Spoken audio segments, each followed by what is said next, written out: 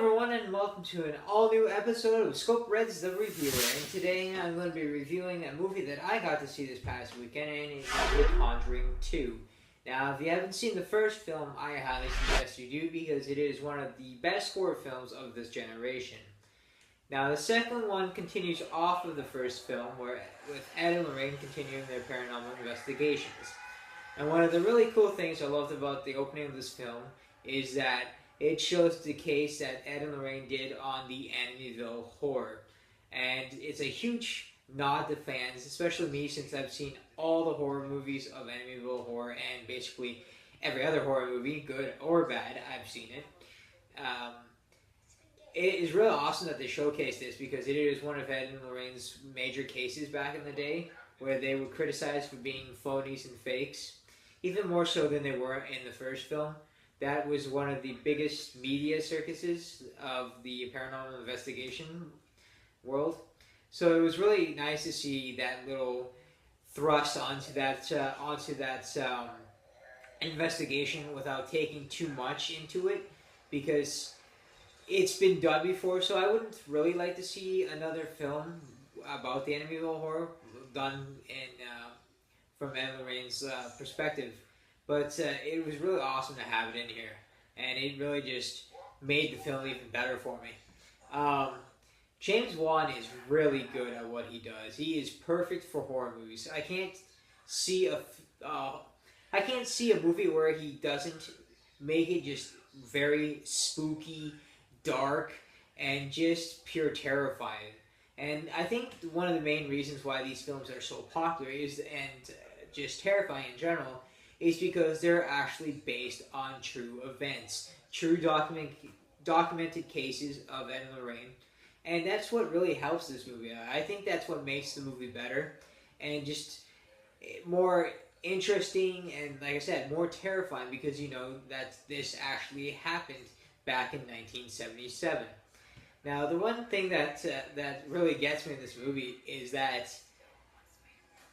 nun was absolutely horrifying. She was just one of the most spooky and creepy figures, a lot like the one from Insidious, the first Insidious, where the demon is right behind the baby, and when it gives that jump, your first jump in that film, it really makes you nervous and just freaked out and afraid of the dark. That's for sure.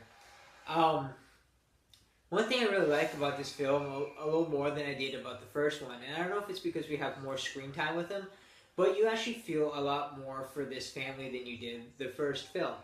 Now, I say this because the mother is pretty much close to bankruptcy, and she has her 4 children that she has to take care of, 2 boys and 2 girls, the girls being the older of the family. And the middle...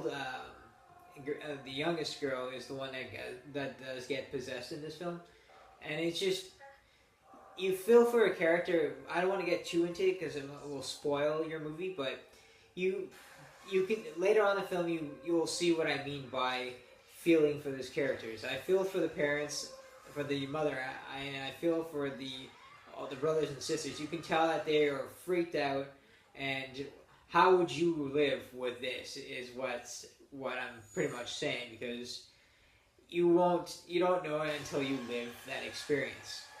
Another thing that I really loved about this film is that it's not too quick in pace, and it's not too slow. It is perfect. I don't know if it's just because I'm a huge fan of it, or because it actually makes you want to sit through more of what is going on.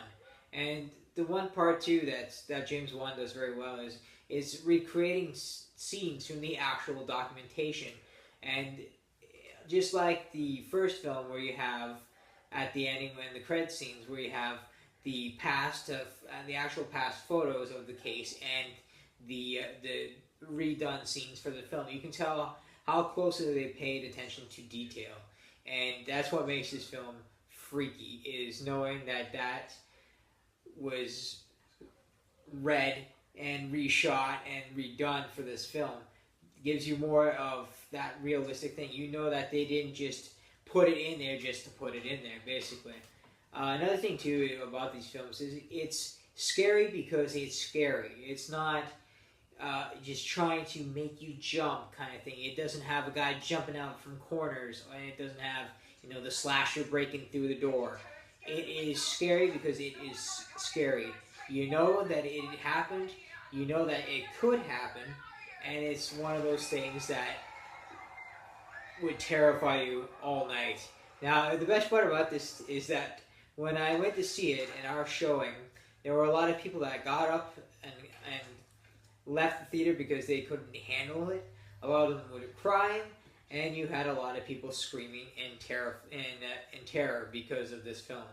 So you know that James Wan has done an excellent job of surpassing the first, and to me, it does surpass the first in very many ways. Like I said, one of the things is you feel for the characters more.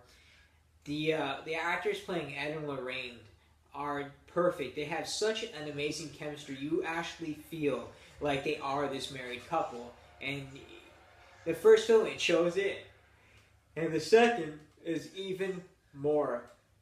And that's what I love about it, is you can tell that they're really putting a lot of effort into playing these characters. And it's perfect for this film. Now, I give this film, all my reviews are out of 5 for films. I have to give this film a 4.8. It is perfect. It is better than the first in so many ways. It increases the scares. It really makes you think and feel after the film. I left the theater still talking about it hours later with family and friends. It is one of those movies that will be like in our culture for a long time. I think that these cases, knowing the documentation is real and just everything, it just gives it more of that push, and it really showcases in this film. It's the first week, it's already surpassed its budget, and it is critically rated fresh on Rotten Tomatoes, which is really nice too because it deserves it. It's a sequel that has not gotten stale, and I can't wait to see what James Wan does with the next film. What case will he choose, and will it be better than the first two? We're going to have to wait and find out. I'm just happy to see that he is doing horror movies, and I'm just happy that he's actually going to be doing DC Universe movie. Yes, he is directing Aquaman, and I want to see what he brings to that film. But James Wan is the master at horror. I think he could be one of the next horror icons, and I seriously can't wait to see what he does with it. So if you liked these reviews, please subscribe to my channel. I have a few other reviews. I've just started, so they're going to start building up now. But, yeah, please subscribe. Please comment down below. Did you see the film? Did you like the film? What would you change about the film? Or are you going to see it this weekend? Or sometime this week? Let me know.